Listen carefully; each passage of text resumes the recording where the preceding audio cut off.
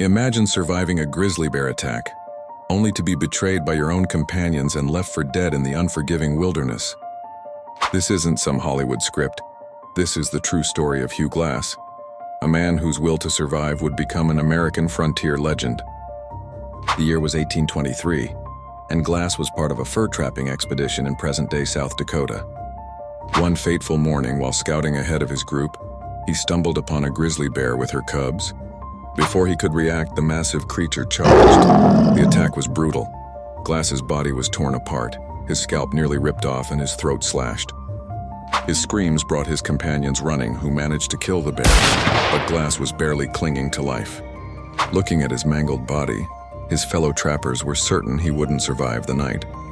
Two men, John Fitzgerald and Jim Bridger, volunteered to stay with Glass until he died, then give him a proper burial. But they didn't wait. Instead, they took his rifle, knife, and all his supplies, essentially stealing his only means of survival, and abandoned him. But they made one crucial mistake.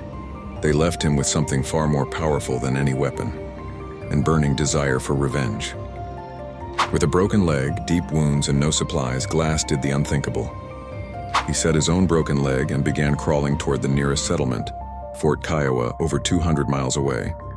His body was so badly mauled that maggots in his wounds actually helped prevent gangrene, a gruesome blessing in disguise.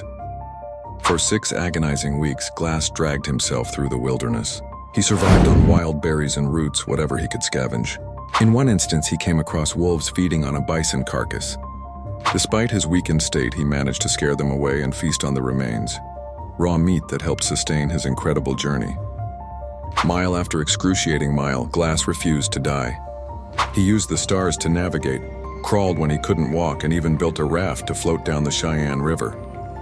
Finally, after 6 weeks of sheer determination, Glass achieved the impossible. He reached Fort Kiowa. His tale of survival spread like wildfire across the frontier. And what about his revenge? Well, when Glass finally tracked down his betrayers, he chose mercy over vengeance, proving that his spirit was even stronger than his incredible will to survive. Hugh Glass's story isn't just about survival.